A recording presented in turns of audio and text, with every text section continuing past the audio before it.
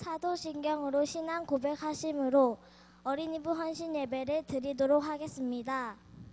나는 전능하신 아버지 하나님 천주의 사도들을 믿습니다. 나는 그의 유일하신 아들 우리 주 예수 그리스도를 믿습니다.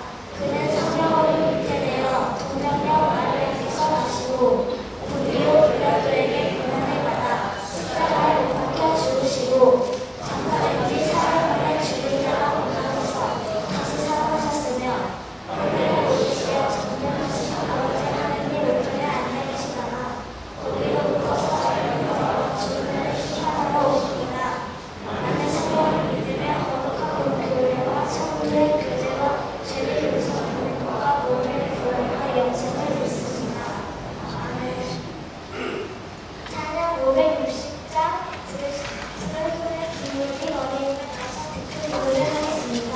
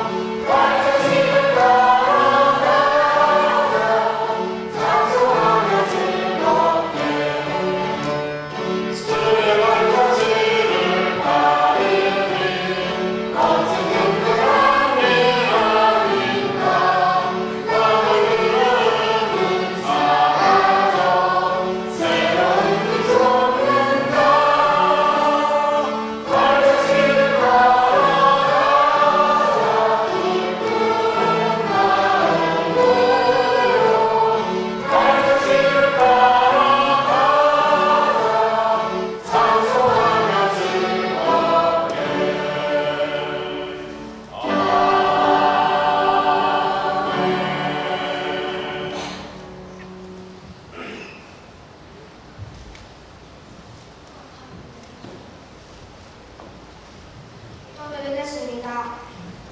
우리를 사랑하시는 하나님, 오늘 저희 어린이들이 하나님께 헌신하는 예배를 드립니다. 헌신이라는 뜻을 잘 알지는 못하지만 우리가 하나님의 자녀임을 고백하고 하나님의 제자가 되려고 합니다. 이번 여름 성경학교를 통해 생명, 정의, 평화의 하나님을 배웠는데 우리가 먼저 여친구에게 관심을 가지고 주님의 사랑을 전하는 어린이의 자랑스러운 제자가 될 수 있도록 도와주세요. 이 시간 이승민 전도사님께서 말씀 전하실 때 마음과 귀를 열고 학교에서도 하나님의 자녀로서 부끄럽지 않은 생활을 할 수 있도록 우리와 함께 해주세요. 생명을 사랑하시고 장래와 평화를 위해 이 땅에 오신 예수님의 이름으로 기도드렸습니다. 아멘.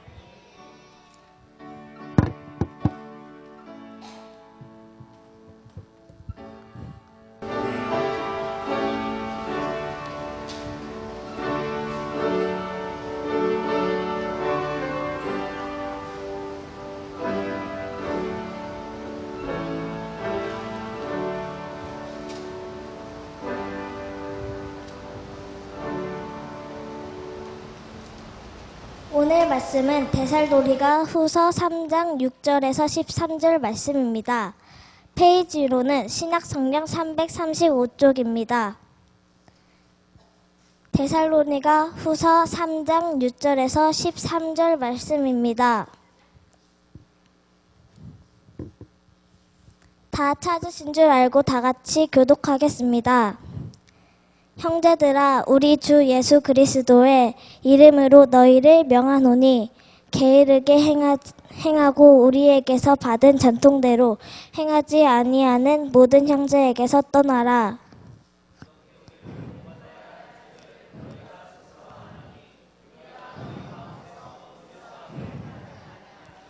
누구에게서든지 음식을 값없이 먹지 않고 오직 수고하고 애써 주야로 일함은 너희 아무에게도 폐를 끼치지 아니하려 함이니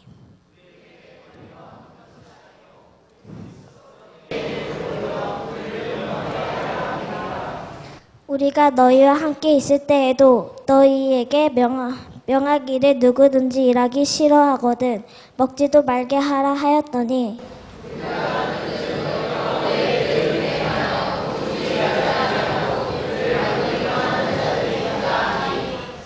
이런 자들에게 우리가 명하고 주 예수 그리스도 안에서 권하기를 조용히 일하며 자기 양식을 먹으라 하노라. 13절은 다 같이 읽겠습니다. 아멘. 어린이부 친구들이 나와서 함께 율동 찬양을 하겠습니다.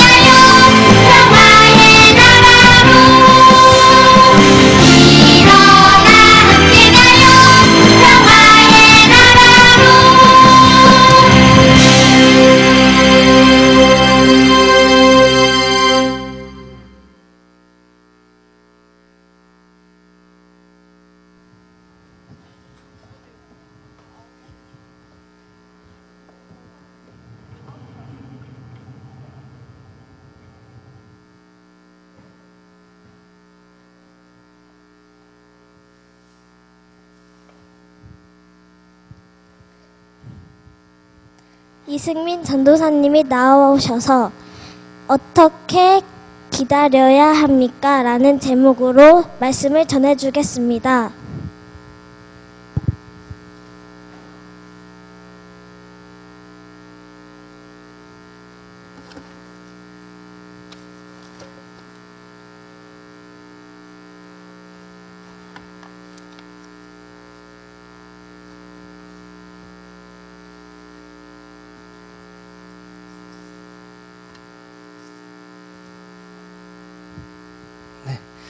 우리 어린 친구들에서 다시 한번 격려의 박수 보내주겠습니다. 네.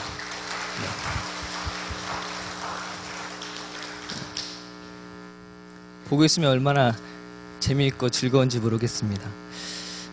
오늘 말씀 한 장 더 읽겠습니다. 구약 성서 느헤미야 6장 1편의 1절에서 9절 말씀입니다. 느헤미야 6장 1절에서 9절 말씀입니다. 구약 733페이지입니다. 느헤미야서 6장 1절에서 9절 말씀입니다.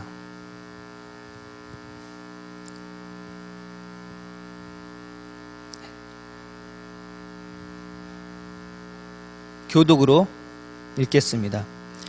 산발락과 도비야와 아라비아 사람 게셈과 그 나머지 우리의 원수들이 내가 성벽을 건축하여 허물어진 틈을 남기지 아니하였다 함을 들었는데 그때는 내가 아직 성문에 문짝을 달지 못한 때였더라.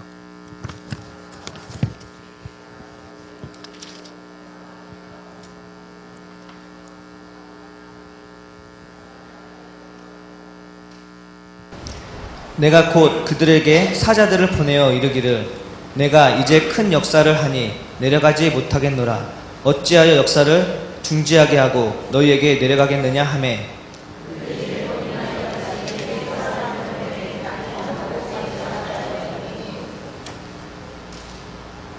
산발랏이 5번째는 그 종자들의 손에 봉하지 않은 편지를 들려 내게 보냈는데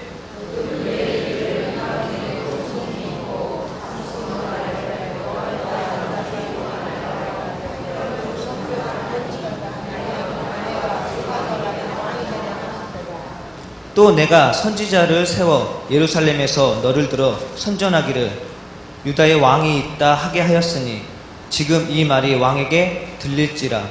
그런즉 너는 이제 오라 함께 의논하자 하였기로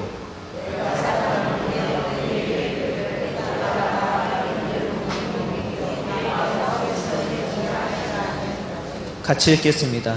이는 그들이 다 우리를 두렵게 하고자 하여 말하기를 그들의 손이 피곤하여 역사를 중지하고 이루지 못하리라 함이라. 이제 내 손을 힘있게 하옵소서 하였노라. 아멘. 자꾸 바람에 날려서 에어컨 좀 끄고 하겠습니다.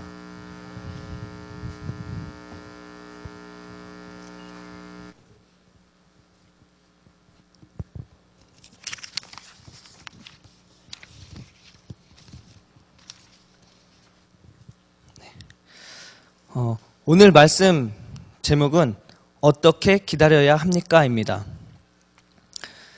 시간이 지나고 시대가 흐를수록 기다림이 약해집니다.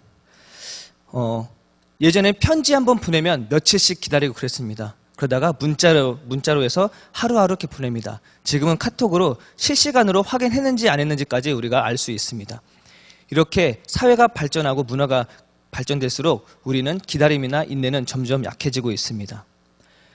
오늘 읽은 이 느헤미야서에서도 보면 바벨론에서 귀환했던 이 유다 백성들이 열심히 허물어진 예루살렘 성벽을 쌓고 있습니다.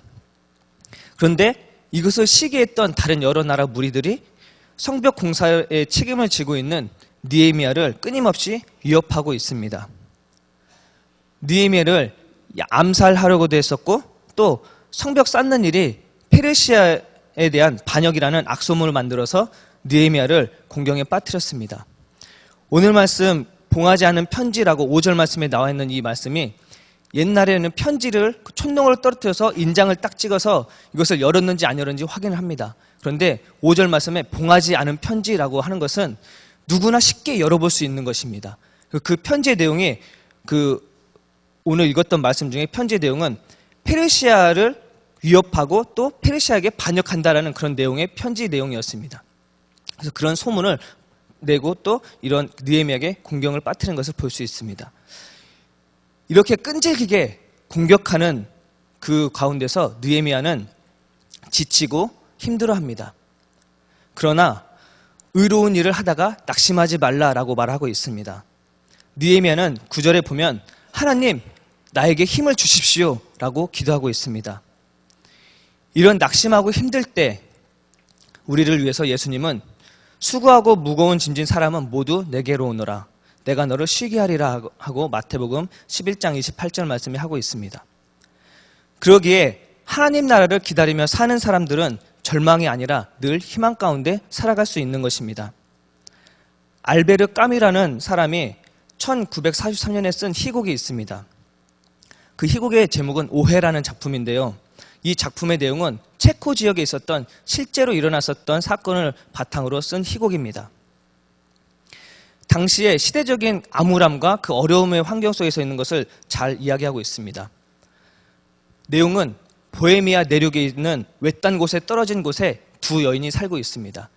어머니와 딸 마르타가 살고 있습니다. 그들은 여인숙을 운영하면서 생계를 유지하고 있었습니다. 딸 마르타는 자기가 살고 있는 것이 너무 어렵고 힘들어서 지겨웠습니다. 그래서 출렁이는 바다와 뜨거운 태양빛이 내려지는 곳에 살고 싶다라는 그런 생각이 욕망에 가득 차 있었습니다. 그래서 내가 언젠간 이곳을 떠나서 그런 곳에서 살리라 라는 욕망을 갖고 살았습니다. 그래서 돈을 모으기 시작했는데 그 욕망 때문에 돈을 좋게 모은 것이 아니라 범죄를 저지르면서 모으기 시작했습니다. 직업이 뭐라고 했었죠? 직업이 여인숙이었습니다. 친구들이 다른 생각하고 있나 봐요. 네, 여인숙을 운영하고 있었습니다. 투숙객들의 자고 있을 때 몰래 그를 죽이고 그들의 돈을 훔치는 것이었습니다. 그리고 그게 안 될 때는 수면제를 먹이고 잠들게 시킨 다음에 죽여서 그들의 돈을 빼앗는 것입니다. 그리고 그 시체는 강가에다 내버리는 일이었습니다. 그러던 어느 날 어느 귀족 같은 분위기를 갖고 있는 사람이 여인숙에 찾아왔습니다. 그리고 그 가방은 아주 비싸 보였고 그 안에 많은 돈이 들어있었던 것처럼 보였습니다. 그리고 이 모녀는 또 계획을 짜고 그 귀족같이 생긴 그 사람에게 수면제를 먹입니다. 그리고 어느 때와 똑같이 그를 죽이고 시체는 강물에다 버립니다. 그리고 난 다음에 그의 가방을 딱 열었습니다. 가방을 뒤지는데 거기에서 신분증과 오래된 사진을 발견할 수 있었습니다. 그 두 모녀는 그 사진을 보고 깜짝 놀라지 않을 수 없었습니다. 20년 전에 아들이 하나 있었는데 너무 어려운 환경을 탓하고 집을 떠난 아들이 있었습니다. 근데 그 신분증이나 그 사진을 보니까 바로 그 아들이었던 것이었습니다. 그 아들은 집이 너무 어려워서 뛰쳐나가서 밖에서 살다가 성공을 하고 그곳에서 외딴 곳에서 살았던 어머니와 자기 여동생이 정말 대견한 마음에 그를 찾아갔습니다. 그리고 첫날은 투숙객인 것처럼 그렇게 위장을 하고 지내고 그 다음날 아침에 짜잔 하고 나타나려고 했었습니다. 그러나 그 모습이 있기 전에 이미 시체가 되고 말았습니다. 이 내용이 바로 오해에 대한 그 희극의 줄거리 내용입니다. 참으로 기막힌 노릇이 아닐 수 없습니다. 이 일로 인해서 절망했었던 그 어머니는 자살을 하고 맙니다. 그 아들을 시체를 버렸던 그 자살하고 말고 그 광경을 목격했던 그 딸마저도 자살하고 맙니다. 인간의 무모한 욕심이 얼마나 무서운 파멸을 가지고 오는지에 대한 내용을 담고 있습니다. 더 마음이 아픈 것은 이것은 그냥 지어낸 희곡이 아니라 실제 일어났던 사건을 배경으로 만들었다는 것입니다. 알베르 까미는 이렇게 이야기합니다. 인간의 육체와 영혼은 죽은 후에만 썩는 것이 아니라 생명이 남아있는 동안에도 절망과 욕심 때문에 썩어간다라고 이야기하고 있습니다. 지금 내가 살아있다고 살아있는 것이 아닙니다. 내가 이 자리에 앉아서 예배 드리고 있는 이 시간에도 내 마음에 욕심과 절망이 있다면 나는 썩어가고 있는 것입니다. 우리는 욕심 때문에 참지 못하고 인내하지 못하고 기다리지 못합니다. 하나님과의 관계가 멀어지는 것도 이러한 욕심 때문에 우리가 그것 때문임을 한시도 잊어서는 안 됩니다. 2000년 전에 데살로니가 교회에서도 기다림과 관련된 문제가 일어납니다. 오늘 데살로니가 후서 말씀에 무질서하게 행하는 사람들이라고 나옵니다. 바로 그것과 관련된 사람입니다. 이 사람들은 어떤 사람일까요? 무질서하게 행하는 사람들이란 말을 원어로 해석해보면 대열에서 벗어난 군인을 뜻합니다. 그것이 본문에서는 그리스도의 재림에 관한 바울의 가르침을 잘못 이해하고, 그래서 재림이 오니까 나는 이제 뭐 내 마음대로 살아도 되지 해서 직업도 버리고 또 일상의 모든 일을 포기하고 다른 사람에게 신세를 지면서 살아가는 그런 사람들을 보고 무질서하게 행하는 사람들이라고 이야기하고 있습니다. 사도 바울은 이렇게 게으르게 행동하기만 하고 사람들에게 일을 만들어내는 그런 문제만 일으키는 사람들에게 이야기를 하고 있습니다. 그들에 대한 사도 바울의 처방은 어떤 것일까요? 먼저 사도 바울은 그런 자들에게서 떠나라 이렇게 이야기합니다. 그들의 신앙은 분명 잘못된 것이었습니다. 그런데 더 큰 문제는 개인의 잘못으로 말미암아 다른 사람에게까지 영향을 끼친다는 것에 더 큰 문제가 있는 것입니다. 그런 사람들 때문에 건전하게 신앙생활하는 사람들까지도 대열에서 벗어나는 일들이 일어나기 때문에 그렇습니다. 우리가 오해하지 말아야 될 것은 여기서 무질서하게 행하는 사람들로부터 떠나라고 하는 이 말이 그들을 정죄하거나 그들을 격리시킨다라는 그런 의미가 아닙니다. 그들을 떠나라고 하는 것은 그렇게 대열에서 벗어났던 사람들을 각성시키고 회개시킨다는 의미가 더 큰 것입니다. 그리고 나서 더 나아가서 바른 길을 걷고 있는 성도들을 보호하고자 하는 것이었습니다. 그 다음에 바울은 자신을 본받아라 이렇게 이야기하고 있습니다. 본받는다라는 말을 원어로 이거 다시 보자면 흉내내는 것, 그리고 또 같은 것을 똑같이 하는 행동을 말하는 것입니다. 이와 같은 모습은 어디서부터 연유된 것일까요? 바로 예수 그리스도로부터 나온 것입니다. 바울은 자신을 본받으라고 자신에게 얘기했던 것이 바로 여기에서 나온 것이었습니다. 바울은 주님을 만났던 그 이후, 다메섹 도상 이후로부터 그는 대열에서 벗어나 멋대로 행동한 적이 없었습니다. 항상 내 삶을 통해서 하나님께 영광 돌리기를 원했었고 또 그가 본받고자 했었던 주님의 삶을 닮아가고자 했습니다. 그리고 다른 믿음의 형제 자매들에게 나를 본받아라 라고 권면했던 것입니다. 그리고 마지막으로 말씀해 보면 선행을 하다가 낙심하지 말라 이렇게 이야기하고 있습니다. 기독교인은 내 삶에 내 자신뿐만 아니라 다른 사람들의 필요까지 채워줄 수 있어야 됩니다. 그래서 선을 행하다 이 말은 누구에게나 자선을 베풀어라 이런 의미가 아니라 원어에서 보면은 옳고 합당한 일이라고 이야기할 수 있습니다. 그리고 또 낙심하다는 희미해지다 그런 의미가 있습니다. 그러니까 여기서 바울이 강조하고 싶었던 말은 너희가 옳고 맞다고 그렇게 믿고 행했던 그런 일을 한다면 다른 사람이 어떻든 너희들이 중도에 포기하거나 낙심하지 말라 이런 의미로 이야기할 수 있는 것입니다. 왜냐하면 주님을 믿고 따르는 그런 사람들의 궁극적으로 다른 이들의 행동의 삶을 지침하는 것이 아니라 바로 예수 그리스도의 그 말씀과 삶의 기준을 지침으로 하기 때문에 그렇습니다. 우리도 사도 바울처럼 나를 본받아라 라고 자신 있게 이야기할 수 있어야 합니다. 그리고 우리가 이렇게 자신 있게 외치기 위해서는 우리 스스로가 끊임없이 노력하고 닮아가야 됩니다. 지난 2000년도, 13년 전에 2000년대에 미국 코카콜라의 새 회장이었던 더글라스 데프트는 그 새 취임식으로 이런 이야기를 했습니다. 인생은 경주가 아니고 한 걸음씩 맛을 음미하며 걸어가는 여행입니다. 어제는 역사이고 내일은 미스터리며 오늘은 우리가 받은 선물입니다. 그래서 오늘이라는 현재를 선물이라고 부르는 것입니다. 종말론적인 자세를 가지고 우리가 살아가는 우리에게 분명히 하루하루가 선물입니다. 그리고 이렇게 특별한 선물을 아무렇게나 굴릴 수는 없습니다. 오늘 주신 말씀처럼 끊임없이 주님을 본받고 나아가는 가운데 우리가 정상적인 대열에서 이탈하지 말고 끝까지 완주하면서 기다리는 자의 할 일이 바로 우리가 해야 될 일입니다. 오늘 제가 준비해가지고 온 것이 있습니다. 짧은 실험을 하나 보여드리도록 하겠습니다. 네, 저를 집중해 주세요.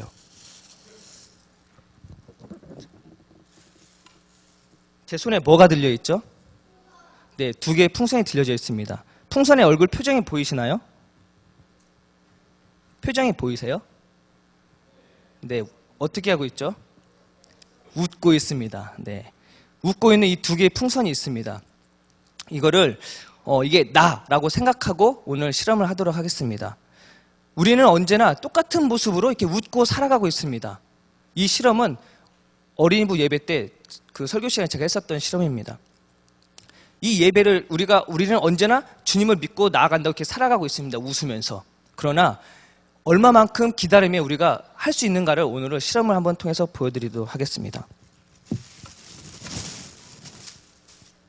라이터를 준비했습니다. 이거는 자, 따라하겠습니다. 실현. 네, 별로 따라하고 싶지 않으신가 봅니다. 다시 한번 하겠습니다. 실현. 그래, 우리 친구들 더 크게 따라해줘야죠. 자, 실현. 네, 이게 바로 실현입니다. 이게 내가 있어요. 나는 언제나 웃고 있어. 웃고 있는데 나에게 시련이 닥쳐옵니다. 어떻게 될까요? 나에게 시련이 오면 이렇게 됩니다. 내가 예수님 믿고 있는다고 하지만 내가 기다림에 익숙하지 않고 예수님을 분부하지 않는다면 이런 시련이 오면 이렇게 뻥 터지고 맙니다. 그러나 내가 오늘 말씀처럼, 그리고 오늘 아까 우리가 불렀던 찬양이 있죠. 찬양처럼 예수님의 발자취를 따라서 기쁜 마음으로, 또 예수님의 발자취를 따라가자 찬송하며 즐겁게, 이런 마음으로 가는 사람들에겐 어떤 모습이 나타나는지 다시 한번 보여주겠습니다. 똑같은 풍선입니다.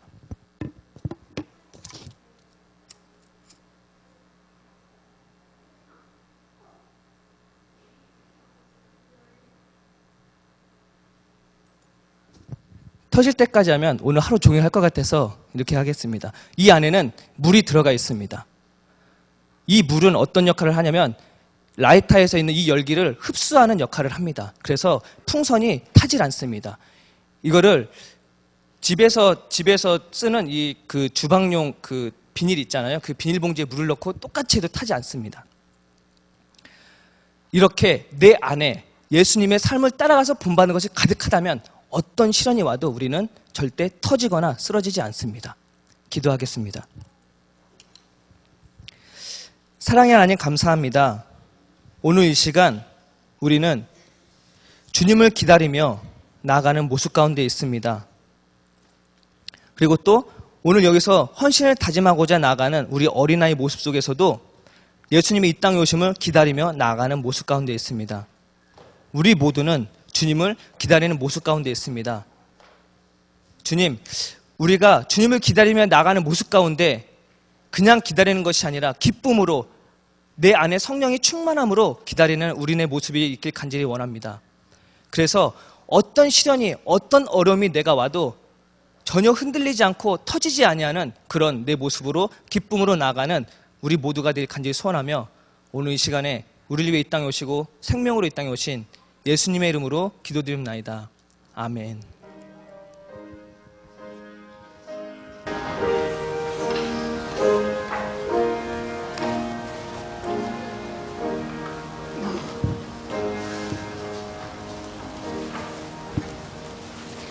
다 함께 감사 찬양 563장 부르신 후에 박형순 어린이가 봉헌 기도를 하겠습니다.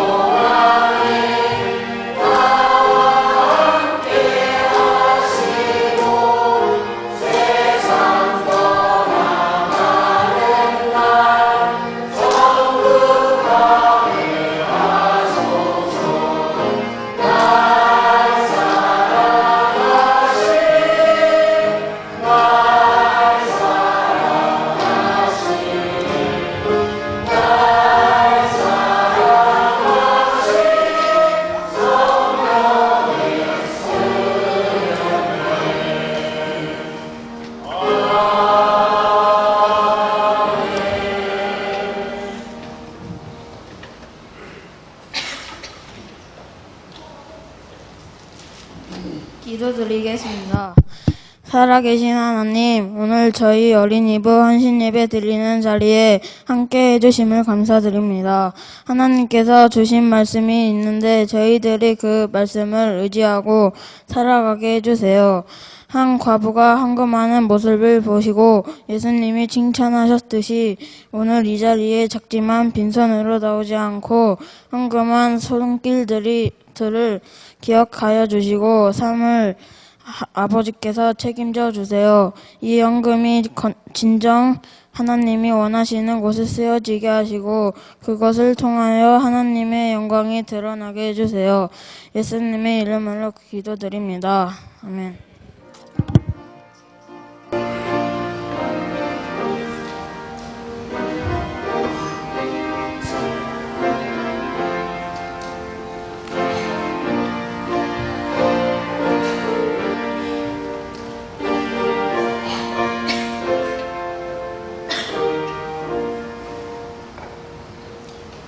할렐루야. 우리 헌신 예배 드리는 우리 어린이 교회 학교 어린이들, 우리 선생님들에게 힘찬 격려 박수 한번 쳐드리겠습니다. 감사합니다. 지금 날씨가 더워도 너무 덥죠? 건강, 특별히 우리 어르신들 건강 관리 잘 하셔서 여름, 이 무더운 여름 잘 나시기를 바라고, 이제 좀 휴가철이기 때문에 자칫 우리가 이제 좀 예배를 소홀히 하고 이제 그럴 경우도 있습니다. 예배 소홀히 하지 마시고 또 수요일 예배, 어머니 기도회, 또 새벽 기도 많이 나오셔서 또 여러분 하나님께 영광 돌리고 또 바라고 원하는 그리고 또 문제 있는 것들 기도하고 그래서 여호와 삼마 하나님을 늘 여러분의 삶 속에서 경험하면서 살아갈 수 있게 되기를 간절히 원합니다.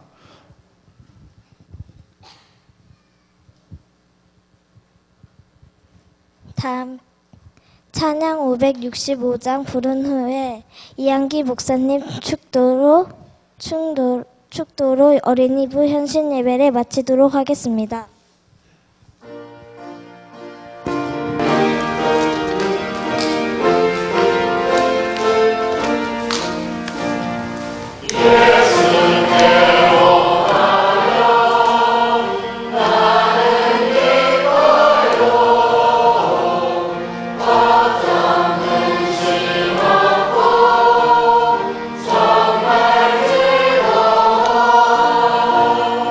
예수께